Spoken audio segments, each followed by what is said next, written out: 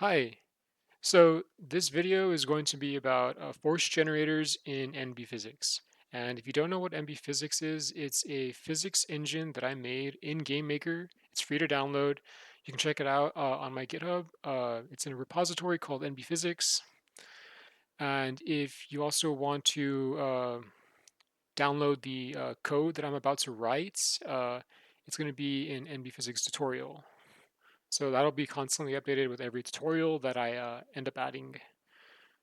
Okay, so I'm starting off from the previous video where we talked about just generally how to get started with NB physics. I made a player that you can move around using custom forces, and you can move around the player with AWSG.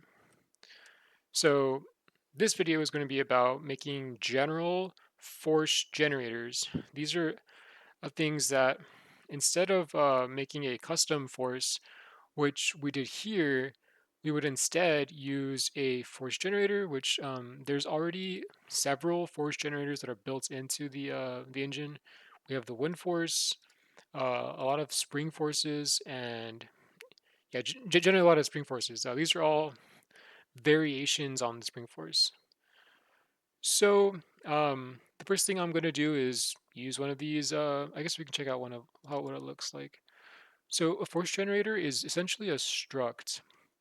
And what it does is when you create one, you will link it to a rigid body. So in this case, we can check out the rigid body here. And every rigid body has a list of force generators.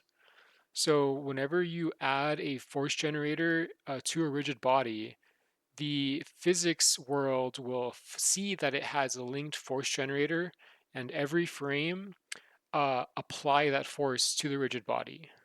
So there's a bunch of different things that you can do with this, and it generally makes things easy to organize different forces, and not you don't have to like rewrite forces, for every single thing. You just rewrite it once and then apply it to everything.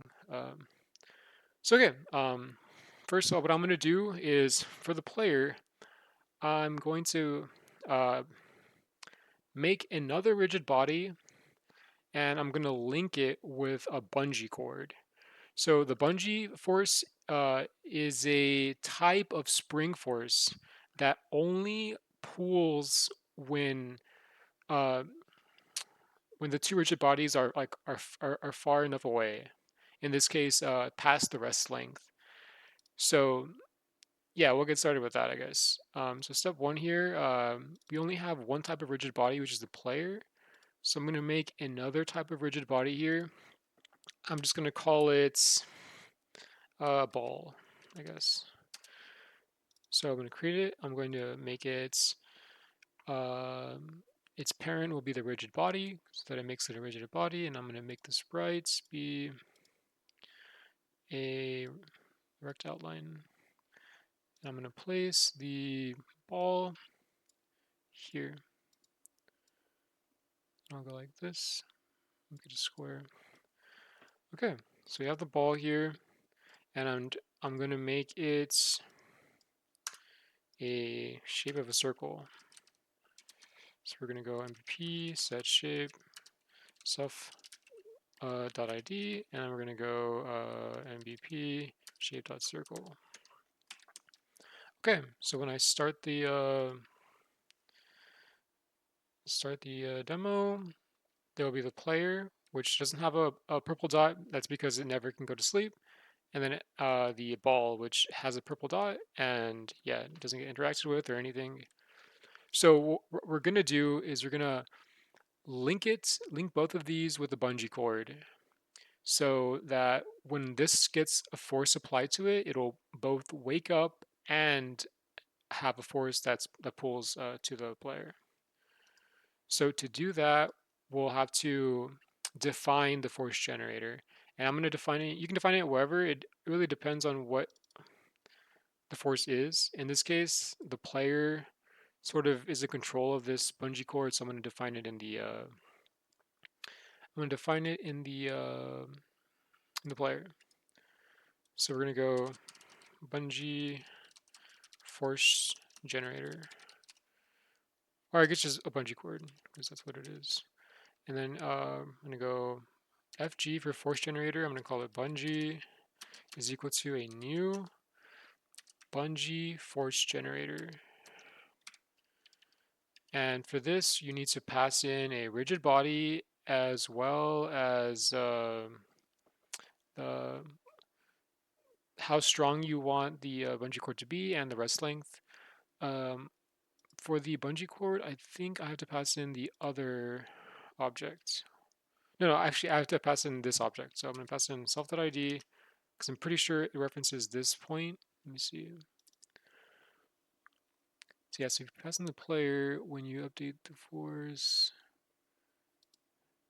Yeah, so if in this case, the ball, right? If this gets if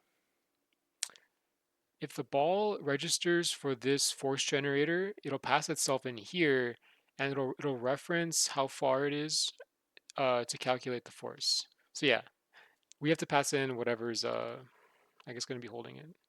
In this case, it'll be the bungee, the player. So here, I guess it would probably actually wouldn't. So I'm going to keep these the same. Actually, I'll just go 1 and 128 for now because that's what it was. All right. So there you go. I defined the force generator. But if I were to press play here, nothing would happen. And that's because even though I defined the force generator, I never connected it to anything. So I have to go to the ball now and basically register it for the force generator. So to do that, I am going to, instead of going into the ball here and like figuring out if the player exists or whatever, I'm going to instead, in the player, just go in the room start and essentially link the ball here. Because for sure the ball will be created at this point. If you want a like to make sure you're getting the specific ball that you want, you'd probably want to create the ball here and then actually link it there because you have the reference. But for now, because there's only one ball, we'll just use room start. All right, so we're gonna go and link ball. So with O ball, because it's only gonna be one ball in the room, we're gonna go nbp add force generator. So this one um, we're we're adding the ball here. We're passing in the ball, and we're going to pass in the force generator that it's going to be linked to. In this case, it'll be other.fg bungee. So now the ball will essentially have the force of the bungee cord be applied to it every frame. So press play, and there you go. But it should not be pulling unless it goes far enough away. Maybe let's try it. Well, for starters, let's just draw the bungee cord because we have no idea like what's even how it looks. So we're gonna inherit this real quick, and we're gonna draw. So the what is it? I think this bungee cord has a draw function in it. Yeah, draw. You pass in the rigid body. So what we're gonna do is gonna go to the ball. Actually, I'm gonna go to the player, and we're gonna draw it here. The bungee cord. So we're gonna go with O ball, and we're going to actually, what am I doing? We just go fg bungee dot draw, and we pass in O ball. There you go. All right, so this should draw the bungee cord. There you go. So when it's yellow, it's not pulling, it's not applying the force, and when it's blue, actually, the opposite. When it's blue, it's not applying the force. When it's yellow, it's applying the force. So that means this is way too small. So we'll just go 500.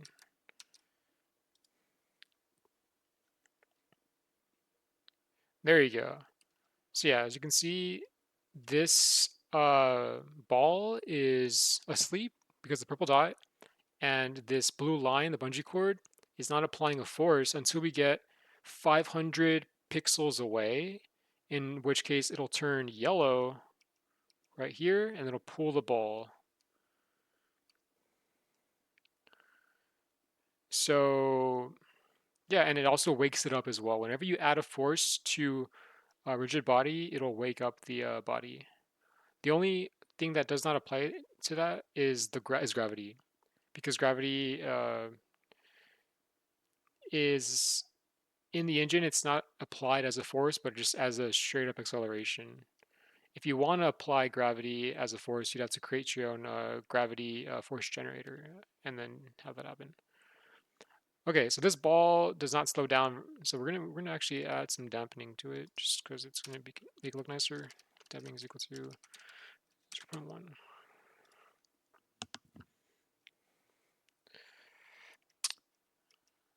All right, there we go. Nice. All right, so that's how to use a built-in force generator inside of nbphysics. Um, and if you want to, say, remove this force generator, you would use nbp remove force generator, and it'll just remove it from the list. And the cool thing is that you can reuse this force generator with other balls. Like say there's multiple balls, you could have one bungee cord, or have one bungee force generator, and it'll apply to all of them. Okay, that's how you do the built-in ones. There's a bunch of other ones. They all have different things. The anchored bungee cord, you pass in a position instead of a rigid body. Buoyancy, you pass in a water level and a liquid density. All there's a bunch of other. These are the ones that I defined. Okay, so now, hey, maybe you see a force out there, or you want to simulate something yourself. How would you go about making your own force generator? So that's the next thing. So what I'm gonna do is I looked up. Say you want to do the gravitational force. Um, so gravity is the force of gravity here is the gravitational constant, the two masses, and then the distance between them squared. The bigger the mass, the stronger the gravity. For the distance, the weaker the gravity. So we're gonna basically use this equation and figure out how to put this equation into a force generator. Okay, that's what I'm gonna do. Okay, so step one here, I'm just gonna create a folder. I'm gonna go force generators, and I'm gonna just create a script. I'm gonna call it gravitational force gen struct. This doesn't even matter at all. So instead of writing everything that I would need to do by myself, I'm gonna instead copy the a force generator that's already here. Let's see. Okay. Well, I'll just copy this one here. This is the interface. So I'm copying the force generator there. I'm going to paste it here. Whoops, I copied it again. Let's go copy and paste. Okay, so we're going to call it gravitational force generator. And it has to inherit from force generator. So these two, and we'll just copy this, paste it here, and this is just going to simulate the gravitational force, and then we'll just pass the formula F equals G m1 times m2 divided by r squared. Okay, that's the formula we're going to be like basically using here. So if someone defines gravitational force, right? They're gonna want to pass in whatever thing, whatever the other rigid body is. So similar to the bungee cord where you pass in a rigid body, I'm gonna do the same thing here. So we're gonna have a rigid body here. Probably, and for this value of g, this will be able to be like passed in to the what's it called, to this force generator so that it can be changed. So I'm gonna just call it I can call it G here. And I'm gonna just say it's 1 for now. And that's about it. The other ones, this will have a mass, and the actual rigid body, when it gets passed in an update force, will also have a mass. So these two are there. And then because they have positions, they'll have an R. So, all right. Okay, so because this inherits from that, we don't need to do this. This will just be called graph force gen. I guess I'll just make it entire name here. Gravitational force gen. Actually, I don't really like that. Okay. All right. So step 1 here at the very end, looking at basically the other ones. We'll look at the spring force here.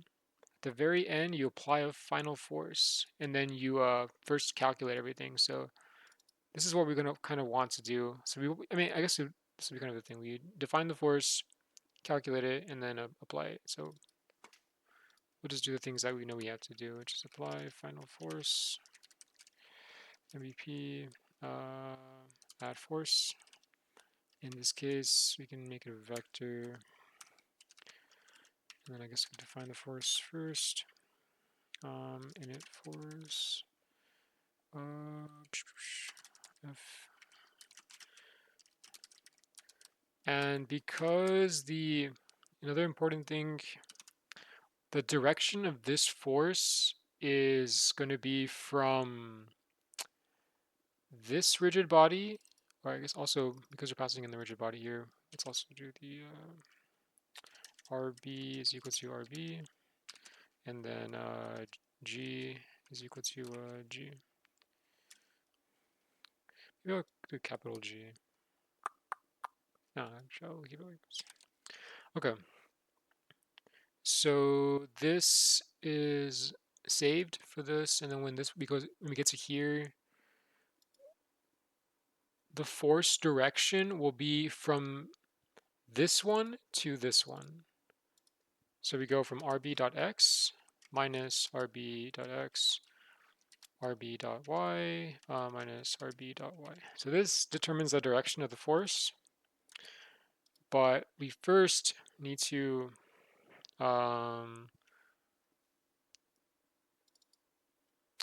this is actually r as well. So I guess we can save r then. So we go var r is equal to force dot magnitude. So the distance of this force vector currently is the distance between the rigid bodies. That is r. And so we're going to be using that for r squared. So yeah, the direction of this is going to be this, but now we can normalize the force. Force dot normalize. Okay. Just for clarity, I guess, so we know what each one of these things is. I'm gonna just define those as well. So var m1 is gonna be equal to, it doesn't even matter what order, but we're gonna do rb dot inverse mass. But instead of using inverse mass, we're going to use 1 over. Okay. An important thing here, though, is that the mass cannot be 0, or the inverse mass cannot be 0. If it is 0, then that's that's an infinite force. It'll be, so we should probably exit before that even happens. So return if any of the rigid bodies have infinite mass. So we're just gonna go mass is equal to, I guess we can just go like this. If RB is equal to RB dot inverse mass is equal to 0, or RB dot inverse mass is equal to 0, then return. Okay, so that just doesn't apply to it. So say if the an environmental object for some reason registers for this force, nothing will happen. Okay, so then we just get, now we can get the masses without really worrying about if it's like infinite. So mass 1 will be, so we could just go that, which is the inverse of the inverse mass. Or to keep it like nicer looking, I guess we can just use the built-in nbp get mass and pass in the rigid body, so go RB, and do the same thing for mass 2 equals nbp get mass RB. Okay. Just to show you, this basically does what I just said. The only thing is it'll return if it's it'll return infinity if it's 0, which I think already happens if this were to be 0, but yeah. Okay, so we have mass 1, mass 2. Then we have R, and now we have G, which is right here. And now we can just get the force vector, or get since this is a vector, we need to define its magnitude as well as its direction. We already defined its direction, and now we have to calculate its magnitude. So calculate force magnitude. So this is the whole formula stuff. So var force magnitude, or I guess force strength, whatever, because it's easier to understand. So just go G multiplied by mass 1 multiplied by mass 2 divided by, I guess I could just do power, but I'm just going to go R times R. That's R squared. And there you go. That should be the force strength of this gravitational force. And now to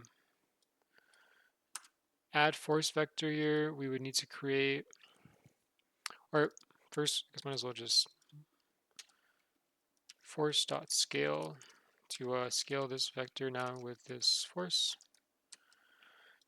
All right, so now we have the force. It's properly calculated. Now we just have to pass in this rigid body that's going to be getting affected by this force. There you go. That's how you create a custom force generator in nbphysics. So yeah, everything seems fine. We can just test it out. Copy this. And now if I go to the ball, or should I go to the player? I guess I'll go to the player actually. So I'm also, for the player, I'll just actually call these force generators. So it's a bungee cord, FG, gravity is a new function. Passing in ourselves, so this won't apply gravity to us. It'll apply gravity. It'll use us for a reference point for our masses as well as our positions. So again, when we press play, nothing should happen because this ball is not registered for the gravity force. So that's the next step. Gravity, room start. We're gonna add this ball is gonna have the gravity also applied to it. So not only will the bungee cord be applied to it, the gravity as well. So at the very beginning, it should start pulling. I don't know exactly how much it's going to pull because of the masses. I'm not sure what. Let's see what happens. Okay, so as you can notice, it is being pulled. The dot is like disappearing, but it's barely moving. It's very likely because the force is not very strong. So let's So a big reason why this makes sense is because the masses are very small, right? The sun, for example, has like a really high mass, and therefore it'll. Uh, there's also a really small gravitational constant. So you can either increase the masses or you can increase the constant. I'm gonna just increase the constant here, so I'm gonna go 10. Let's see what happens.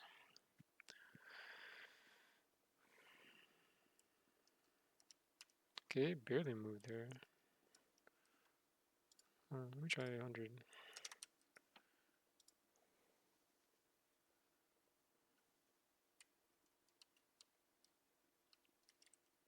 Okay, interesting.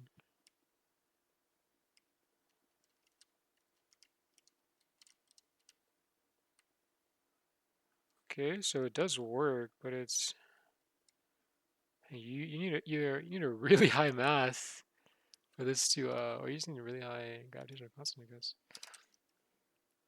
Yeah, because um instead of just plugging, I mean, this is probably a good way to put numbers, but like let's actually see what the distance is. I'm gonna print out because this number is getting multiplied twice, so we can to just check what this is even. You can try to book a message. We can just say string. Um, it'll be r is equal to 0. We're going to pass in r, and then we're going to do r squared, and this would be r times r. Okay, let's see what that is. And I'll keep it back to 10 or 100 just to see what it is. I mean, it doesn't even matter, it'd be the same, but okay, yeah, so r is 319 and r squared is 102,000. So that's generally why it's like r squared is basically dividing by, or it's the divider. So that's why you need to have either really high masses to affect anything. So that's why bigger gravitational constant is necessary for this one. Let's see. Wow, it's still barely noticeable. It will fling itself. Wow, that's interesting.